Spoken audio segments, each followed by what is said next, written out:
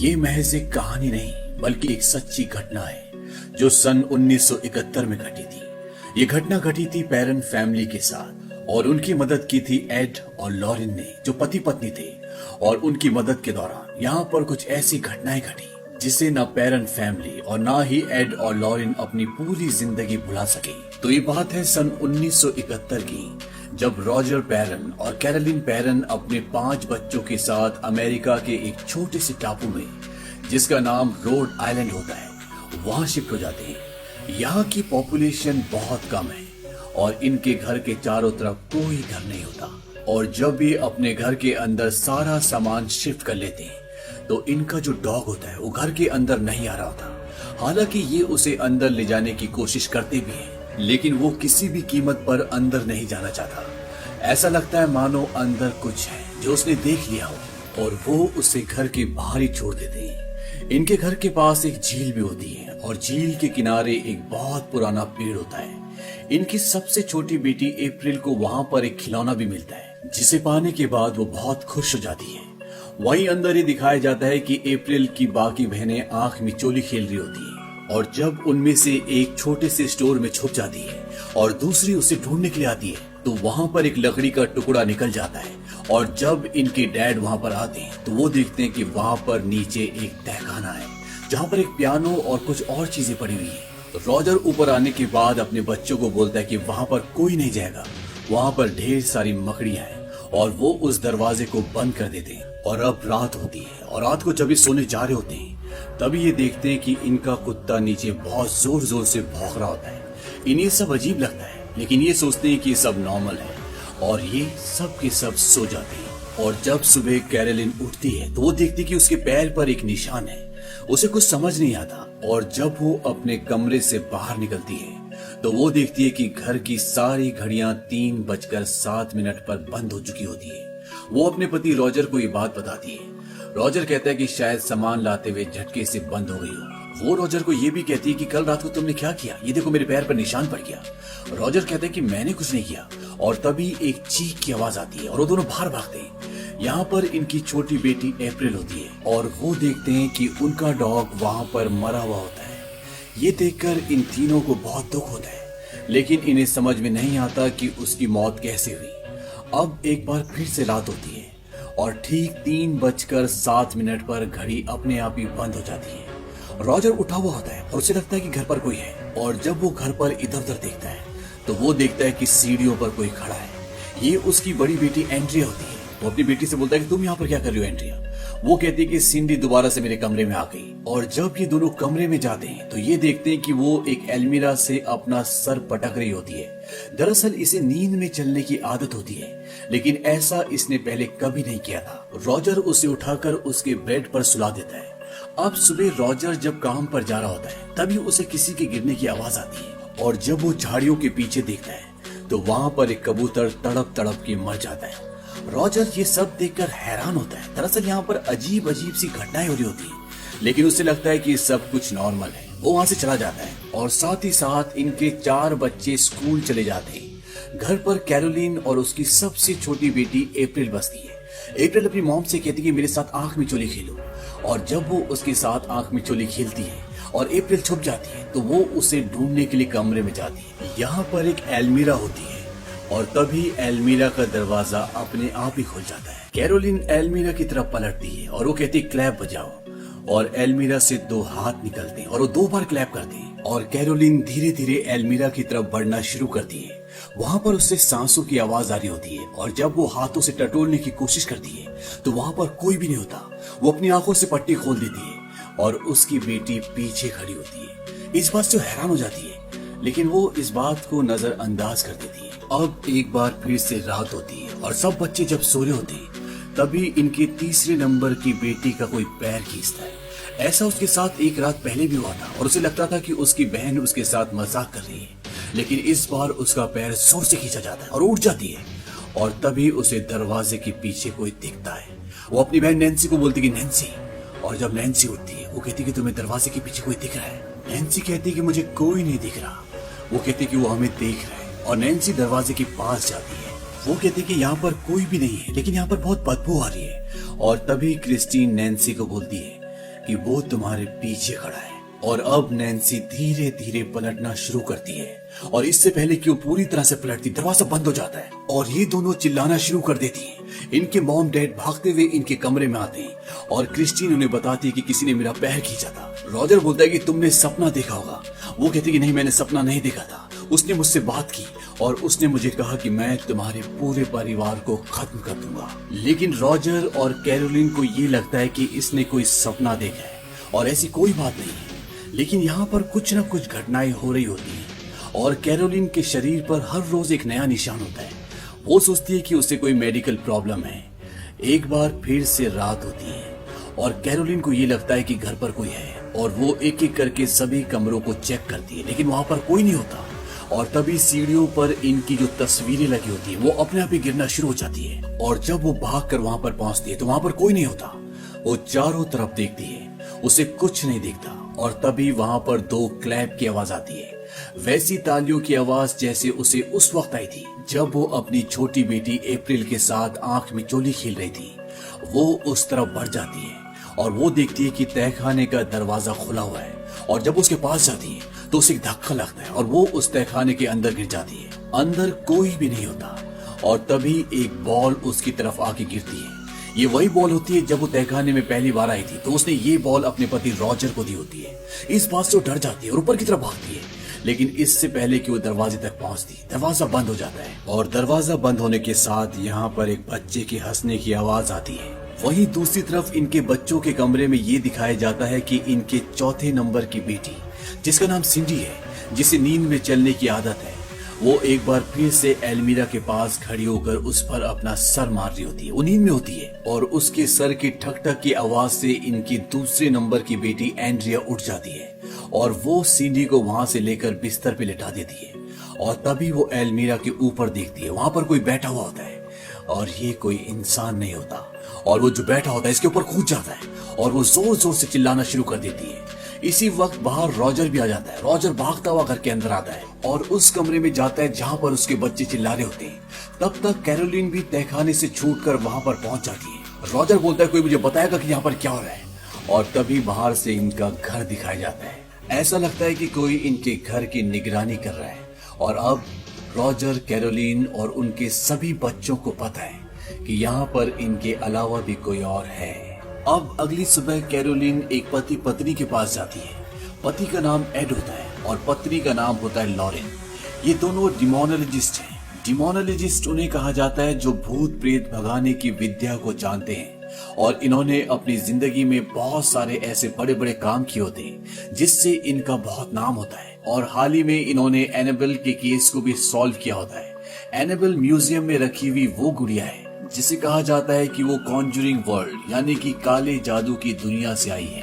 Caroline इन दोनों को बोलती है कि आप हमारे घर में आइए, हमें आपकी मदद की जरूरत है। शुरू में लगता है कि ये इनका वहम हो सकता है। कैरोलिन बोलती है कि मुझे लगता है कि वो शक्ति हमें नुकसान पहुंचाएगी और कैरोलिन की बात से ये दोनों समझ जाते हैं कि वहाँ पर जरूर कुछ न कुछ गड़बड़ है और ये दोनों कैरोलिन के घर पहुंच जाते हैं। वहां पहुंचने के बाद इन्हें बताया जाता है कि रात को यहाँ पर बहुत गंदी बदबू आती है और साथ ही साथ दरवाजे से 3 बार ठक ठक की आवाज आती है और घर की सारी घड़ियां 3:07 पर बंद हो जाती है और दीवारों पे जो हमारी तस्वीर है वो सब की सब गिर जाती है। और ये भी बताया जाता है कि यहाँ पर एक तहखाना भी है और इसके बाद इस सब के सब तहखाने में जाते हैं। और तहखाने में जाने के बाद लॉरेन को कुछ आवाजें आती है। ये चीखने और चिल्लाने की आवाजें आती है और उसे आवाजें इसलिए आती है क्योंकि उसने दूसरी दुनिया के लोगों से कनेक्ट करने की विद्या को सीखा होता है और वो इन्हें बताती है कि यहाँ पर कभी कोई बहुत बड़ा हादसा हुआ था। लॉरेन और एड रॉजर से पूछते हैं कि जब यहाँ पर इतना कुछ हो रहा था तो तुम यहाँ से छोड़कर गए क्यों नहीं। रॉजर बताता है कि मेरे पास जितने भी पैसे थे वो मैंने सब इस घर को खरीदने में लगा दिए और मुझे नहीं लगता कि 7 लोगों को कोई अपने घर पर रखना चाहेगा। ये घर मैंने नीलामी में खरीदा था, इसीलिए मुझे इसके पुराने ओनर्स का नाम पता कुछ नहीं मालूम। एड इनसे बहुत सारे सवाल पूछता है और इनकी आवाज को रिकॉर्ड भी करता है। अब एड और उसकी पत्नी लॉरेन झील के किनारे जाती है जहाँ पर एक बहुत पुराना पेड़ है, जहाँ पर अप्रैल को यहाँ आने के बाद एक खिलौना मिला था और वहाँ पे लॉरेन को कुछ ऐसा दिखता है जिससे वो पूरी तरह से घबरा जाती है। अब ये दोनों अंदर आते हैं और इन्हें बताते हैं कि हमें तुम्हारे घर को पवित्र करना होगा। वैसे तो यहाँ पर बहुत सारी आत्माएं हैं, लेकिन यहाँ पर एक काला साया है जो आपके घर और आपकी जमीन पर हावी है। जब मैं आपके घर के अंदर आई थी तो मैंने उसे देख लिया था। वो आपके पीछे खड़ी थी और दूसरी बार मैंने उसे तुम्हारी बच्चियों के पीछे देखा। ये काली परछाई, काला साया तुम्हारे परिवार के साथ मिल चुका है और अब तुम यहाँ से कहीं भी जाओ, ये तुम्हारा पीछा नहीं छोड़ेगी, क्योंकि इसके अंदर बहुत गुस्सा और नफरत है। रॉजर बोलता है हमें क्या करना होगा, क्या किसी प्रीस्ट को बुलाना होगा? एड बोलता है कि ये सब इतना आसान नहीं है। सबसे पहले हमें सबूत इकट्ठे करने होंगे, वो सब हमें चर्च में देने होंगे और इसके बाद चर्च इजाजत देगा। कई बार सब कुछ करने के बाद भी चीजें नहीं बदलती। एड बोलता है कि हमें यहाँ पर ज्यादा देर तक रुकना नहीं चाहिए, क्योंकि वो साया जो तुम्हें नुकसान पहुंचाना चाहता है, हम उसके लिए खतरा है और वो कभी नहीं चाहेगा कि हम यहाँ पर ज्यादा देर तक रुकें। और ये दोनों वहां से चले जाते हैं और जब ये अपने घर पर पहुंच जाते हैं और एड उस रिकॉर्डिंग को सुनता है जो उसने रॉजर के घर पर की थी, तो उस रिकॉर्डिंग में एड की तो आवाज होती है, लेकिन इसके अलावा किसी की भी आवाज नहीं होती। साथ ही साथ लॉरेन को ये भी पता चलता है कि ये एक फार्म हाउस था जो अब कई टुकड़ों में बढ़ चुका है और ये 1863 में बना था और यहाँ पर जो कपल रहता था उसकी पत्नी ने यहाँ पर अपनी जान दी थी और उसने जान दी थी 3:07 पर। इसीलिए उस घर में 3:07 पर सारी घड़ियां बंद हो जाती है। इसके बाद यहाँ पर और भी कई लोगों ने अपनी जान दी और उस परिवार के साथ जो कुछ भी हो रहा है उसमें मुझे कोई हैरानी नहीं है, क्योंकि वहाँ पर कई आत्माओं का साया है। अब लॉरेन, उसका पति एड और कुछ और लोग उस घर पर जाते हैं ताकि वो सबूत इकट्ठे कर सके। वो वहाँ पे कैमरे लगाते हैं और साथ ही साथ माइक्स भी लगाते हैं ताकि वो आवाजों को रिकॉर्ड कर सके। इसके साथ साथ वो वहाँ पर कुछ पवित्र चीजें भी लगाते हैं और रात भर वहाँ पर सबूत इकट्ठे करते हैं। लेकिन आज रात को यहाँ पर ज्यादा हलचल नहीं होती और अगली सुबह जब लॉरेन बाहर होती है तो वो देखती है कि हवा में बदलाव शुरू हो जाते हैं। ऊपर काले बादल मंडराने लगते हैं और वो समझ जाती है कि कुछ न कुछ गड़बड़ है। वो भागती हुई अंदर जाती है और अंदर कैरोलाइन सो रही होती है और तभी उसके पास एक साया आता है और कैरोलिन के मुंह के अंदर कुछ जाता है। लॉरेन भी वहां पर पहुंच जाती है और वो देखती है कि कैरोलिन उल्टियां कर रही है। वो उसे पूछती क्या हुआ? वो कहती है शायद थोड़ी तबीयत खराब हो गई। दरअसल कैरोलिन को ये लगा था कि वो एक सपना है और वो वहां से बाहर चली जाती है। अब एक बार फिर से रात होती है और इस सब के सब घर पर होते हैं क्योंकि इन्हें सबूत इकट्ठे करने हैं। और आज रात को इनके साथ जो पुलिस वाला होता है जो इन चीजों पर विश्वास नहीं करता, उसे एक साया दिखता है। वो अपने हाथ उसे दिखाता है। वो कहता है ये देखो मुझसे तुमने क्या करवा दिया, और ये कहकर वो जोर से चिल्लाते हुए वहां से भाग जाती है। इस बात से वो पुलिस वाला डर जाता है। वो बोलता है कि मैंने यहाँ पर किसी को देखा था, वो नौकरानी के कपड़ों में थी।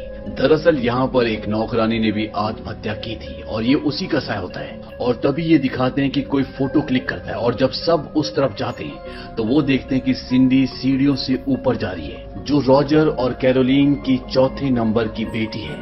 एक बार फिर से फ्लैश चमकता है। रॉजर उसे रोकने के लिए ऊपर जाना चाहता है, लेकिन एड कहता है कि रुको, हमें सबूत चाहिए। रॉजर कहता है कि तुम्हें सिंडी की फोटोज क्यों चाहिए? वो कहता है कि कैमरा उसने क्लिक नहीं किया, उसके साथ कोई है जिसे ये देख नहीं पा रहे होते। और सिंडी कमरे के अंदर चली जाती है। दरवाजा अंदर से बंद हो जाता है और ये सब के सब उस तरफ भागते हैं, लेकिन दरवाजा अब खुल नहीं रहा होता। लेकिन जहां पर सिंडी है उस कमरे में इन्होंने माइक्स लगाए हुए हैं और ये उसकी आवाजें सुनते हैं। इन्हें पता चलता है कि वहां पर कोई और भी है और ये एक बच्चे की आवाज होती है। वो सिंडी को कहती है कि मेरे पीछे आओ, मैं यहीं पर छुपता था। और तभी ऊपर दिखाते हैं कि दरवाजा खुल जाता है और जब वो सब कमरे के अंदर जाते हैं तो वहां पर सिंडी नहीं होती।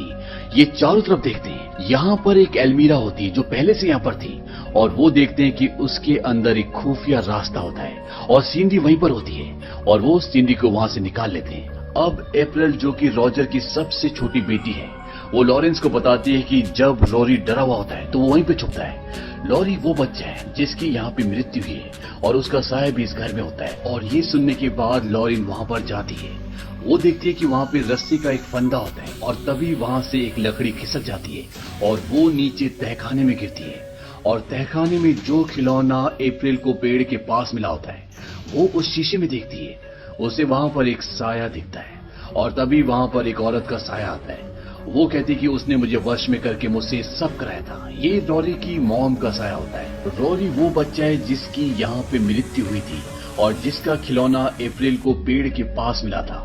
अब लॉरेन भी यहाँ पर थोड़ा डर जाती है और तभी यहाँ पर एक और खतरनाक साया आता है और वो लॉरेन पर हमला कर देता है। लॉरेन वहां से भागकर बाहर आ जाती है और उस सबको बताती है कि मुझे पता चल गया, यहाँ पर जो साया है वो माओ पर अपना कब्जा करती है और उनसे उनके बच्चों की हत्या करवाती है। और कैरोलिन के शरीर पर जो निशान है वो किसी बीमारी की नहीं है, बल्कि ये उसी साये ने तुम्हें निशान दिए हैं और अब वो साया तुमसे भी यही करवाना चाहता है जो उसने पहले औरों से करवाया था। इसके बाद वो साया इन पर यहाँ पर हमला भी करता है, लेकिन किसी को कोई बड़ा नुकसान नहीं पहुंचता और इनके पास अब सारे सबूत इकट्ठे हो चुके हैं जो इस चर्च में दिखा सकते हैं। ये सब ये फैसला करते हैं कि यहाँ पर कोई भी नहीं रहेगा और ये जाने की तैयारी करते हैं। और जब लॉरेन बाहर गाड़ी में बैठी होती है तभी उसे एक आवाज आती है। ये आवाज उसकी बेटी की होती है। वो बोलती है मॉम, और वो झील की तरफ जाती है। झील में उसे अपनी बेटी का साया दिखता है। इससे वो डर जाती है। वो वापस आकर अपने घर में फोन करती है, अपनी बेटी के बारे में पूछती है। उसकी बेटी ठीक होती है। वो अपने पति एड के गले रखकर बहुत रोती है। वो कहती है मैं जानती हूँ ये एक तरह की चेतावनी है और होता भी ऐसी है। लॉरेन की बेटी के ऊपर हमला होता है लेकिन उसे कोई नुकसान नहीं पहुंचता। वहीं दूसरी तरफ ये दिखाया जाता है कि रॉजर की फैमिली एक मोटल पर स्टे कर रही है, लेकिन रॉजर जब वहां पहुंचता है तो उसके बच्चे उसे बताते हैं कि मॉम कुछ अजीब बर्ताव कर रही थी और वो क्रिस्टीन और एप्रिल को गाड़ी से लेकर कहीं चली गई है। रॉजर ये बात एड को बताता है। एड बोलता है कि तुम घर जाओ, हम वहीं पर आ रहे हैं, क्योंकि वो जानते हैं कि उसकी पत्नी के ऊपर अब साया हावी हो चुका है। और एड और लॉरेन जानते हैं कि वो अपने बच्चों को मार देगी क्योंकि वो साया यही करवाता है। इसीलिए सब के सब उसके घर पर पहुंच जाती है। पुलिस भी इनके साथ जाती है और जब वो वहां पर पहुंचते हैं तो कैरोलिन अपने बच्चों के साथ तहखाने में होती है और वो अपने बच्चों को मारने वाली होती है, लेकिन तब तक ये वहां पर पहुंच जाते हैं, उसे पकड़ लेते हैं और उसे लेकर बाहर जाने की कोशिश करते हैं। लेकिन जैसे ही दरवाजे के बाहर कदम रखते हैं कैरोलिन का दम घुटने लग जाता है। लॉरेन बोलते कि वो साया इसे बाहर नहीं जाने देगा, अगर हम इसे बाहर ले गए तो ये मर जाएगी। और तभी कैरोलिन को एक झटका लगता है और वो खींचते हुए अपने आप ही तहखाने तक चली जाती है। ऐसा लगता है कि कोई उसे खींच रहा है। ये सब के सब तहखाने में जाते हैं। कैरोलिन बहुत ज्यादा एग्रेसिव है, लेकिन ये सब उसे पकड़कर कुर्सी के साथ बांध देते हैं।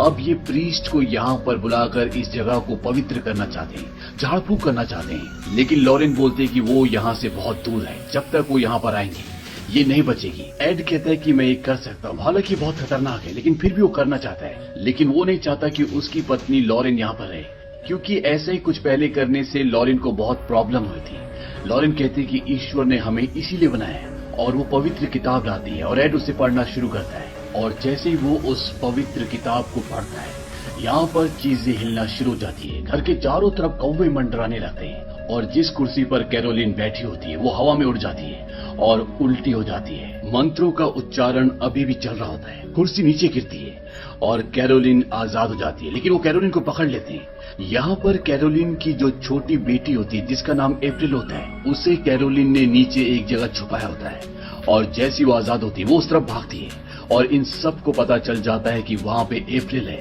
वो उस जगह तक पहुंच जाती है और उसके हाथ में कैंची है और जैसी वो उसे मारने वाली होती है तभी एड जोर से बोलता है बैथशेबा। बैथशेबा इस साये का असली नाम होता है। ये वो होती है जिसने अपने छोटे से बच्चे को काली शक्तियों के लिए मार दिया था। उसका नाम लेने के बाद एड बोलता है कि ईश्वर की मर्जी से मैं तुम्हें नर्क जाने का आदेश देता हूँ। लेकिन अभी भी ये साया पूरी तरह से कैरोलिन के ऊपर हावी होता है। सब कैरोलिन का हौसला बढ़ा रहे होते हैं कि तुम इस साये को हरा सकती हो। और तभी ऊपर से लॉरेन बोलते कि तुम याद करो तुमने मुझे क्या दिखाया था। दरअसल कैरोलिन ने लॉरेन को एक फोटो दिखाई थी और उसने उसे बोला था कि ये मेरी जिंदगी का सबसे अच्छा पल था। उस फोटो में कैरोलिन का पूरा परिवार था। वो उस पल को कैरोलिन को याद दिलाती है और उस पल को याद आने के बाद उसके अंदर शक्ति आती है और वो उस साये को अपने अंदर हावी नहीं होने देती। वो साया उसके शरीर से निकल जाता है और कैरोलिन अपने होश में आ जाती है। होश में आने के बाद कैरोलिन अपनी बेटी एप्रिल को गले लगाती है और उससे माफी मांगती है और इस तरह से कैरोलिन की जान बच जाती है। और अंत में वो खिलौना जो एप्रिल को पेड़ के पास पाया था, एड उसे अपने घर लाता है जहाँ पर उसका एक म्यूजियम होता है और यहाँ पे इसी तरह की बहुत सारी चीजें होती है और एड उस खिलौने को वहाँ पर रख देता है। और इसी के साथ ये कहानी जो एक सच्ची घटना पर आधारित है वो खत्म हो जाती है। ये फिल्म सन 2013 में रिलीज हुई थी। इस फिल्म का बजट था $20 मिलियन और बॉक्स ऑफिस पर इसने कमाई की थी $320 मिलियन की। उम्मीद करते हैं कि ये कहानी आपको पसंद आई होगी।